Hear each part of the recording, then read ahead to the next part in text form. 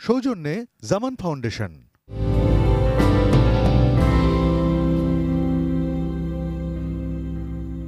প্রিয় সুধী, আসসালামু আলাইকুম। এটেন নিউজের প্রতিদিনের নিয়মিত বিশেষ আয়োজন শিল্প সাহিত্য ও সেলিব্রিটি শো কবিবাড়ি অনুষ্ঠানে আপনাদের সাদর আমন্ত্রণ। কবিবাড়িতে যেজন আসে গুণীজন, তারাই দেশের অমূল্য মানব ধন। এ কথার গুরুত্বকে অনুধাবন করেই আমাদের এটেন নিউজ স্টুডিওতে আমন্ত্রিত হয়ে উপস্থিত হয়েছেন দেশের জীবন্ত কিংবদন্তি চিত্রনায়ক ইলিয়াস কাঞ্চন। আর অনুষ্ঠানটির নিবেদক জামান ফাউন্ডেশন, আর অনুষ্ঠানটি উপস্থাপনা করছি আমি আসাদ কাজল। প্রিয় দর্শক, চলুন অতিথির সঙ্গে মূল আলোচনায় ফিরে যাই। কাঞ্চন ভাই, আসসালামু আলাইকুম। কেমন আছেন? আছি আলহামদুলিল্লাহ, ভালো আছি। কাঞ্চন ভাই, বাংলাদেশের চলচ্চিত্রের পরিবেশ কতটুকু বজায় আছে বলে আপনি মনে করেন? না, বাংলাদেশের চলচ্চিত্রের পরিবেশ তো আসলে নেই। কারণ হলো গিয়ে যে একটার পর একটা ঝড় ঝাপটা বাংলাদেশ চলচ্চিত্রের ইন্ডাস্ট্রির মধ্যে এসে মানে হানা দিচ্ছে, যে কারণের জন্য চলচ্চিত্র ইন্ডাস্ট্রি দিনকে দিন মানে এমন একটা পর্যায়ে এসে পৌঁছেছে যেটা সত্যি মানে ভাবা যায় না। তার কারণ হলো গিয়ে যে যেমন এই ইন্ডাস্ট্রির প্রথম যে ধাক্কাটা ছিল সেটি ছিল অশ্লীলতা। সেই অশ্লীলতা যাওয়ার পরে দিয়ে সেই সময় আবার ছিল যেটা, সেটি হলো যে পাইরেসিটা আগে আসে, পাইরেসি তারপরে হলো গিয়ে অশ্লীলতা।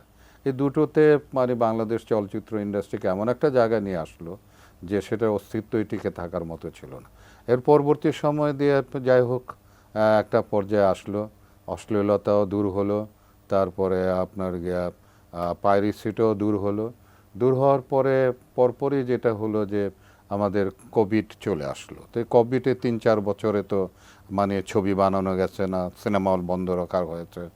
তারপরে দিয়ে এখন ওই যে আমাদের অগস্টের যে ছাত্র আন্দোলনের মাধ্যমে যে পরিস্থিতি সৃষ্টি হয়েছে, তো সব কিছু মিলায় আসলে চলচ্চিত্রের মানে পরিস্থিতি আসলে খুব একটা ভালো জায়গা। এই পরিবেশ বজায় না থাকার পিছনে আপনাদের সিনিয়র শিল্পীদেরকে অনেকে দায়ী করেন, এটা কি আপনি মেনে নেবেন?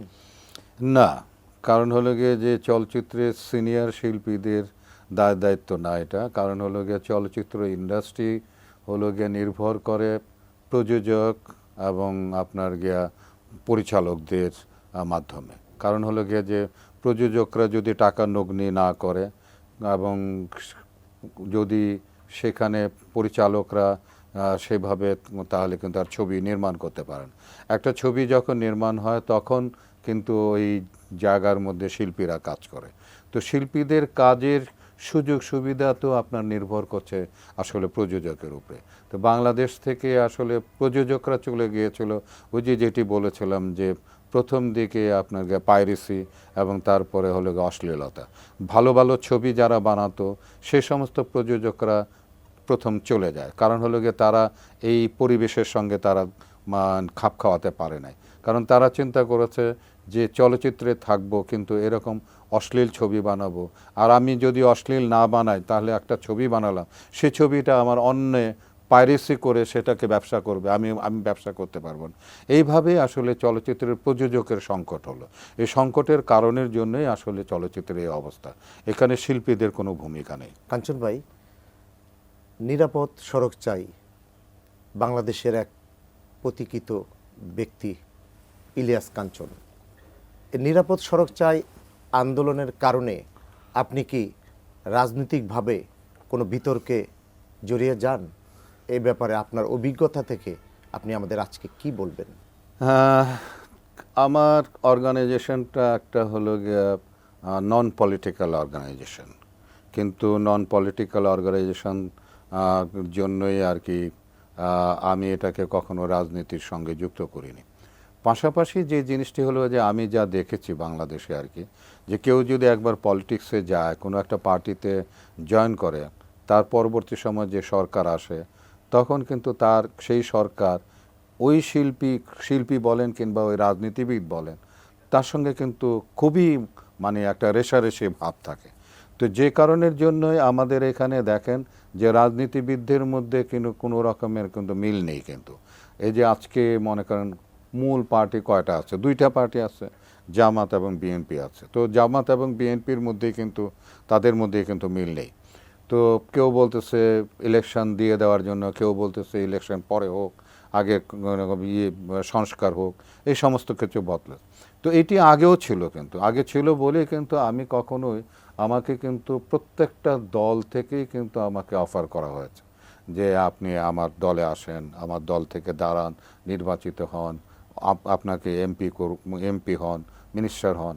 কিন্তু আমি কিন্তু এটি করি না এই একটি মাত্র কারণে, সেটি হলো যে আমি কোনো বিতর্কে জড়াতে চাই না। কারণ আমি জানতাম যে আমি যদি আজকে এই সরকারের থেকে যদি আমি নিরাপদ সড়ক চাইকে বাস্তবায়ন না করতে পারি, পরবর্তী সময় যে সরকার আসবে সে কিন্তু আমাকে কাজ করতে দেবে না। কিন্তু কাঞ্চন ভাই, বর্তমান যুগে শিল্পীরা হঠাৎ করে জনপ্রিয় হন, আবার হঠাৎ করে লোকচক্ষুর অন্তরালে চলে যান। কিন্তু ইলিয়াস কাঞ্চন জনপ্রিয় ছিলেন, এখনও জনপ্রিয় আছেন। এই জনপ্রিয়তার রহস্য কি? জনপ্রিয়তার রহস্য আসলে প্রথম কথা হলো যে আসলে আপনি সৃষ্টিকর্তা একটা বড় ব্যাপার। সৃষ্টিকর্তার এটা একটা দয়া যে কার উপরে মানে এরকম একটা অবস্থা থাকবে। পাশাপাশি যে জিনিসটি সেটি হলো যে শিল্পীকেও কিন্তু তার জীবনে অনেক কিছু চিন্তা ভাবনা করতে হয় যে কিভাবে সে তার জীবন চালাবে, কিভাবে তার অভিনয় জগৎটাকে পরিচালিত করবে। এই সমস্ত জিনিসগুলো কিন্তু তাকে ভাবতে হবে। যদি না ভাবে তাহলে কিন্তু হবে না। যেটাই আমি বললাম যে দেখেন, আমি যদি কোনো একটা দলে যদি যেতাম তাহলে কিন্তু আমার এই নিরাপদ সড়ক চাই আজকে 32 বছর ধরে আমি আন্দোলনটি করে যাচ্ছি, আমি কিন্তু এটা করতে পারতাম না। কিন্তু আমি যদি লোভ সম্বরণ না করতে পারতাম, আমি যে এমপি হওয়ার, মন্ত্রী হওয়ার লোভ যদি রাইট অনেক কিছু হতে পারতাম, সেটি যদি না করতাম তাহলে কিন্তু হতো। আজকে দেশের মানুষ কিন্তু অন্তত একটা জিনিস যেটা জানে যে ইলিয়াস কাঞ্চন যা কিছু করেছে এদেশের রোড সেফটির জন্য, যেটি করেছে তার জীবনে অনেক মূল্য দিয়ে কিন্তু করেছে। কিন্তু এবং তার যে লোভ নাই এটা কিন্তু এদেশের মানুষ বুঝতে আপনি নীতি বিসর্জন দেন না, আমি এটা দেশের মানুষ জানে। এটা তো যে কারণের জন্যই আর কি এই মানে জিনিসটা বজায় রয়েছে। কাঞ্চন ভাই, একজন শিল্পীর পুরস্কার দাতা ঈশ্বর, গড, আল্লাহ। একজন শিল্পী পুরস্কার নিয়েই তো জন্মান। আপনি জাতীয় চলচ্চিত্র পুরস্কার সহ নানা পুরস্কারে ভূষিত। তাহলে আপনার এই পুরস্কার কতটুকু গুরুত্ব বহন করে বলে আপনি মনে করেন? একটা ন্যাশনাল অ্যাওয়ার্ড মানে এটা তো একটা বড় ব্যাপার। ন্যাশনাল মানে জাতীয়ভাবে এটি দেওয়া হয়। অথচ সেই ন্যাশনাল অ্যাওয়ার্ডের ওই শুধু পুরস্কারের দিনটাই তাকে সম্মানিত করা হয়, এর পরে দিয়ে আর কিন্তু তাকে কিন্তু সেইভাবে সম্মানিত করে না। কারণ জাতীয়ভাবে একজন মানুষকে যখন পুরস্কৃত করা হয় তখন জাতীয় যে বিষয়গুলো আছে সেইগুলোর জায়গাগুলোতেও কিন্তু একজন শিল্পীকে কিন্তু মর্যাদাশীল করতে হয়। যেমন তাকে ভিআইপি স্ট্যাটাস দেওয়া, অন্যান্য জায়গাগুলোর মধ্যে ভিআইপি কিংবা সিআইপির যে স্ট্যাটাসগুলো সেগুলো কিন্তু পৃথিবীর অন্যান্য দেশে যারা এই ধরনের পুরস্কার পায় তাদেরকে কিন্তু সেই স্ট্যাটাসগুলো দেওয়া হয়। কিন্তু আমাদের এখানে কিন্তু সেটা কিন্তু দেওয়া হয় না, কিন্তু সরকারিভাবে দেওয়া হয় না। যদিও আমি সেটা ভোগ করি, কারণ হলো গিয়ে দেশের এই মানুষগুলো আমাকে যখন দেখে আমাকে সেভাবে মূল্যায়ন করে, আমাকে ব্যক্তিগতভাবে সেটাই করে। কিন্তু পুরস্কারের জন্য যে আমাকে মানে তারা এই সুযোগ সুবিধাগুলো দেয় তা কিন্তু না। কাঞ্চন ভাই, এবার একটি অন্য প্রসঙ্গে যাব আমরা। মানুষ অন্যের ভক্ত থাকে, কেউ নায়কের ভক্ত, কেউ কণ্ঠশিল্পীর ভক্ত, কেউ রাজনীতি নেতার ভক্ত। কিন্তু আপনাকে যদি প্রশ্ন করি উল্টোভাবে, আপনি কি চিত্রনায়ক ইলিয়াস কাঞ্চনের ভক্ত?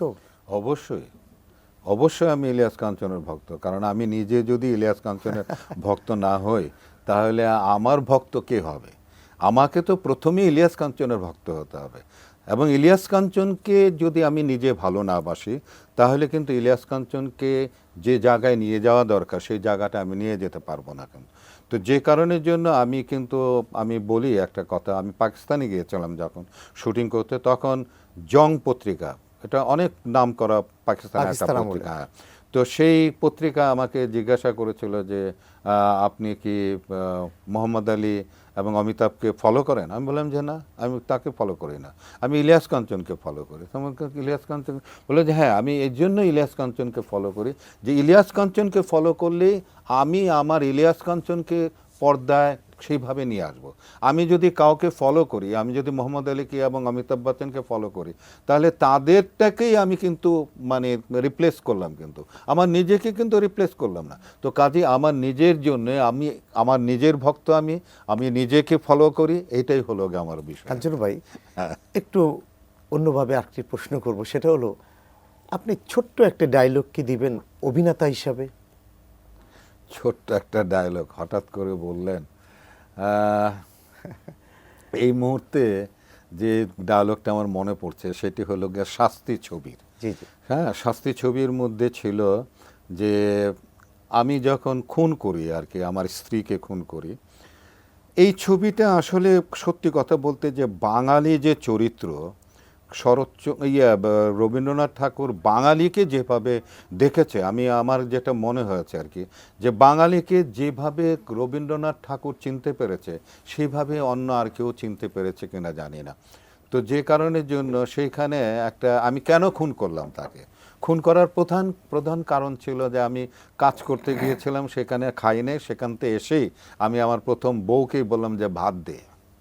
তো সে আবার ছিল আমার ছোট ভাইয়ের বউয়ের সঙ্গে ঝগড়াটাগড়ি করে, রান্না বাড়া কিছুই করে না। তো তখন আবার সে আবার খুব মানে উত্তেজিতভাবে মানে একটা স্ল্যাশ দিয়ে আমাকে কথা বলে, ভাত দে, কইলে এলো নবাব সাহেব, ভাত দিব করতে গেল, ভাতকে রাইন্দা রাখছে নাকি? তো এইটা যখন বলছে, তখন এই যে বাঙালি ভাত চাইছে, ভাত পাইল না, এই গোস্বা সে আর মানে রাখতে পারে না। তার হাতে ছিল দা, এই দা দিয়েই বউকে কোপ দিল, কোপ দিয়ে কিন্তু মাথা একদম কেটে ফেললো। কিন্তু তো কেটে ফেলার পর তারপরে যখন তার বিচার শুরু হলো, তো তখন ওই আমার ছোট ভাই বলতেছে যে আমি খুন করছি, এবং ছোট ভাইয়ের বউ বলতেছে যে আমি খুন করছি। তখন আমাকে যখন জিজ্ঞাসা করলো উকিল সাহেব, তখন আমি বলতেছি যে আমি খুন করছি। তখন উকিল সাহেব বলতেছে আপনি মিথ্যা বলতেছেন। তখন আমি বলি, আমি মিথ্যা বললে কি আমি বেশি করে ভাত খাইতে পারো? আমি তো গরিব মানুষ, আমি যতটুকু ভাত খাই এইটাই তো আমি খাইতাম। যে জলে আগুন জ্বলে, একজন কবির বিখ্যাত কবিতা। আপনি একজন শিল্পী, আপনার বুকেও কি আগুন জ্বলে? প্রত্যেকটা মানুষের, আসাদ কাজল আপনার বুকেও আগুন জ্বলে, আমার বুকে তো জ্বলবেই। হ্যাঁ, আমি যখন শিল্পীদের বুকে কিন্তু আরো বেশি আগুন জ্বলে, কারণ তারা খুব মানে আবেগপ্রবণ হয়, অল্পতেই তারা কিন্তু মানে আবেগপ্রবণ হয়ে যায়, যে কারণের জন্য আবেগকে নাড়া দেয়, আগুন জ্বালাতে কিন্তু আবেগ বেশি নাড়া দেয়। তো যে কারণের জন্য আমাদের বুকেও আগুন আছে আর কি। কাঞ্চন ভাই, সময় স্বল্পতায় আমাদের আলোচনার ইতি টানতে হবে। আমাদের স্টুডিওতে আমন্ত্রিত হয়ে উপস্থিত হওয়ার জন্য আপনার প্রতি কৃতজ্ঞতা জানাচ্ছি। হ্যাঁ, কৃতজ্ঞতা আপনাকে জানাচ্ছি আসাদ কাজল সাহেব, এবং আপনার এই প্রিয় দর্শক যারা আছেন, যারা এই অনুষ্ঠানটি দেখবেন, তাদের প্রতিও আমার অনেক অনেক ভালোবাসা, অনেক অনেক শুভেচ্ছা রইল। আপনারা এই অনুষ্ঠানটি দেখবেন দয়া করে, এবং আমার প্রতি ভালোবাসা রাখবেন। প্রিয় দর্শক, এতক্ষণ কথা বলছিলাম দেশ বরেণ্য জীবন্ত কিংবদন্তি চিত্রনায়ক ইলিয়াস কাঞ্চনের সঙ্গে। আগামী অনুষ্ঠান দেখার আমন্ত্রণ জানিয়ে আমি আসাদ কাজল আপনাদের কাছ থেকে বিদায় নিচ্ছি। আল্লাহ হাফেজ।